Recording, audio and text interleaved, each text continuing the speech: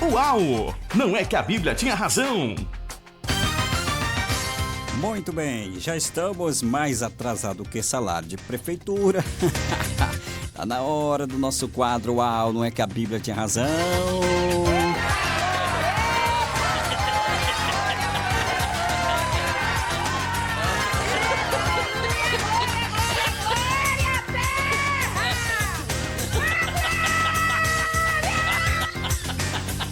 Muito bem, como ela já gritou, já esperneou, já fez o que ela deveria fazer, vamos abrir aqui o nosso e-mail para saber quem é que está nos mandando a mensagem. A mensagem via e-mail aqui, desta vez veio do Ricardo, meu amigo Ricardo. Deixa eu ver daqui onde que ele está escrevendo. Ricardo, está escrevendo de Imperatriz, no estado do Maranhão. Que bacana. O Ricardo quer saber, pastor Samuel, por que o arcanjo Miguel brigou com Satanás por causa do corpo de Moisés? Por quê? Não acredito. Por que o arcanjo Miguel brigou com Satanás por causa do corpo de Moisés? Eu não sei o que eles queriam com o corpo de Moisés. Meu pai do céu, que coisa, tanta coisa, né? Vamos brigar por causa de um corpo, misericórdia. Mas vamos lá, vamos ver. Por quê?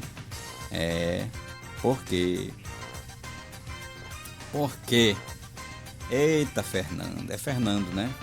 Por que Miguel queria o corpo de Moisés, o Satanás também queria? Não sei. Tá lá em Judas, né, essa história? Judas capítulo 9. Fernando. Fernando não é o nome do rapaz? Fernando. Judas capítulo 9 refere-se a um evento que não é encontrado em nenhum outro lugar nas escrituras. Por quê? Não acredito. É verdade. Miguel teve de lutar ou disputar com Satanás pelo corpo de Moisés. Vocês acreditam? O que eles queriam, né? Mas o que isso implica? Não é descrito, né, Fernando? Uma outra luta angelical também aconteceu no mundo espiritual, é relatada lá no livro de Daniel, onde Daniel descreve um anjo vindo a ele em uma visão, e este anjo era chamado de Gabriel, né? Gabriel, em Daniel capítulo 8, versículo 16. O capítulo 9, 21 também diz que Daniel foi resistido, né? Que ele foi resistido, na verdade o anjo foi resistido por um demônio chamado Príncipe da Pérsia. Por quê? Não acredito. Príncipe da Pérsia.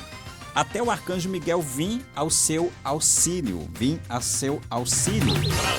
E deu pancada em demônio, foi pancada para tudo quanto é lado, né?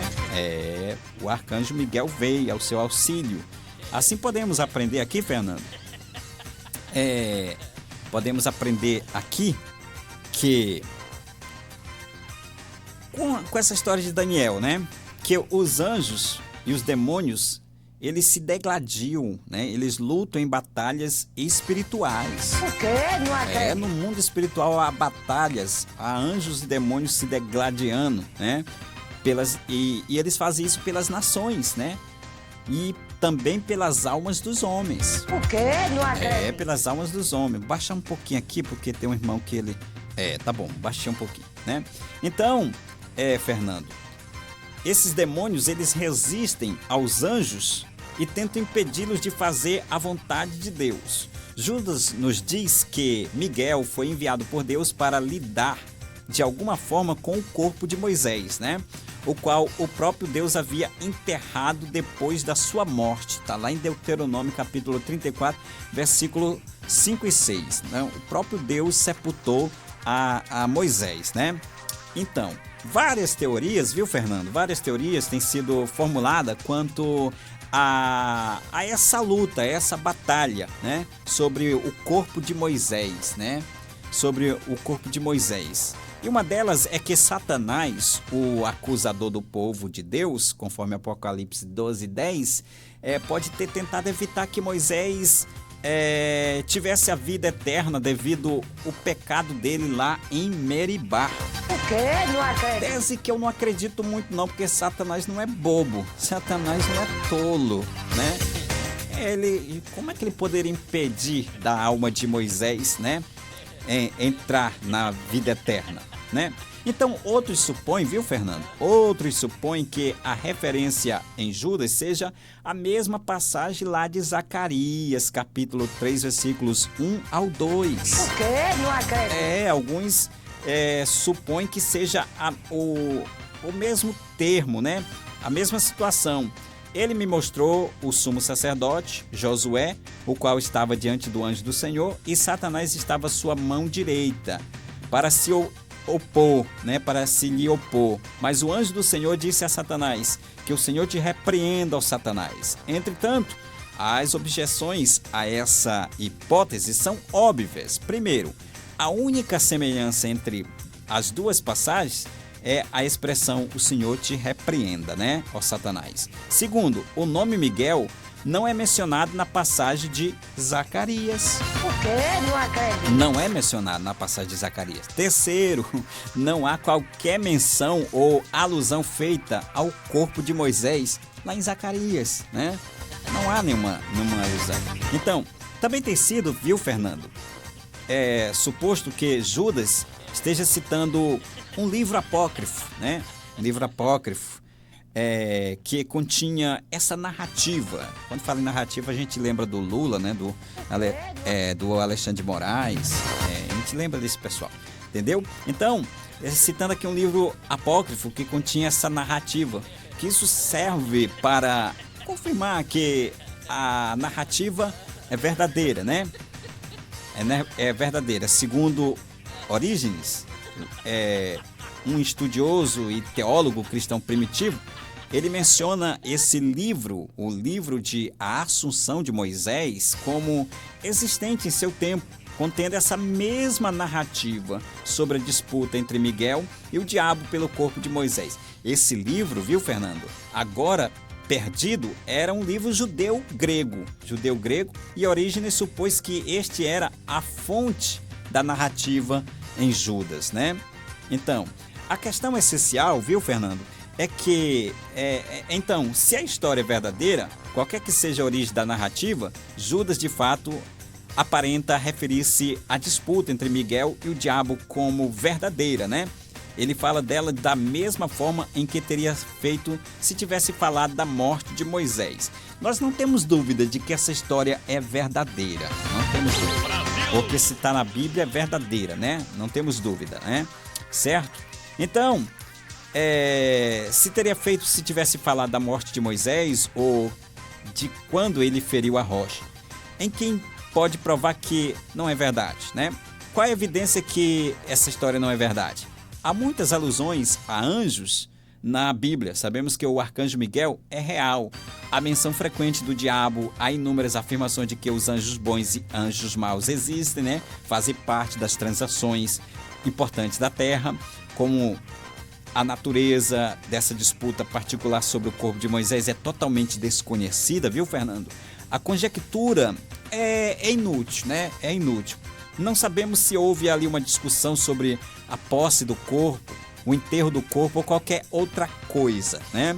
Ou qualquer outra coisa. No entanto, há duas coisas que sabemos com certeza. Primeiro, a escritura é inerrante. Primeiro, ela é inerrante. A inerrância das escrituras não pode ser contestada porque elas as escrituras é um dos pilares da fé cristã. Como cristão, temos o objetivo de nos aproximar das escrituras com reverência e com oração. E quando encontramos algo que não entendemos, se orarmos mais um pouquinho, vamos estudarmos mais um pouquinho, certamente a resposta virá, né? A resposta virá, certo? Se tivermos humildemente reconhecermos as nossas próprias limitações em face da perfeita palavra de Deus. Segundo, Judas 9 é a suprema ilustração de como os cristãos devem lidar com Satanás e seus demônios, né? O exemplo de Miguel se recusando a pronunciar maldição sobre Satanás deve ser uma lição para cada cristão em como se relacionar com as forças demoníacas. Os crentes não devem enfrentá-los, né? Não devemos enfrentá-los porque o diabo, ele tem mais força do que nós, é um ser espiritual, mas sim buscar o poder da intervenção do Senhor. Poder da intervenção do Senhor contra eles. Se um ser tão poderoso quanto Miguel deixou o próprio Deus... Peraí, irmã. Ei, irmã. Minha irmã. Saiu te tacando esse chinelo aqui. Pois é. Então, se um ser tão poderoso, viu, Fernando, quanto Miguel deixou que o próprio Deus lidasse com Satanás, quem somos nós para estar afrontando ele, né? Para estar afrontando ele e tal, e dizendo eu piso na cabeça dele e tal, eu esmago ele. Coisa nenhuma, né? Coisa nenhuma, né? Uma das conjecturas, viu, Fernando, é que talvez ele quisesse pegar esse corpo para fazer com que o povo embalsamasse esse corpo e transformasse ele num objeto de adoração. Mas isto não dá, não temos nenhuma margem na Bíblia para dizer isso. O certo é que só vamos saber dessa resposta quando nós chegarmos lá no céu, que a gente perguntar para Deus, para Deus, o que Satanás queria com o corpo de Moisés. Uma das conjecturas é essa, transformar ele numa estátua, num objeto de adoração do povo judeu. Mas não temos essa base bíblica para dizer que era isso realmente que Satanás tramava, né? E, mais uma vez, chegamos a uma conclusão de que... Uau! Não é que a Bíblia tinha razão? Meu amigo Fernando, a Bíblia sempre vai ter razão. Nós sempre vamos estar equivocados, porque a Bíblia é terrivelmente a palavra de Deus. A história de fato aconteceu, isso nós não questionamos. Agora, saber o porquê é que não temos a resposta. Tudo aquilo que a Bíblia não mostra com clareza, não podemos afirmar com certeza, tá certo? Pedir que você deixe o seu like, se você se inscreva no nosso canal.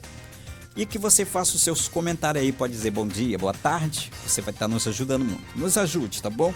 Você não precisa nos dar dinheiro, simplesmente deixando o like, você vai estar já nos ajudando para que mais pessoas possam compartilhar deste conteúdo.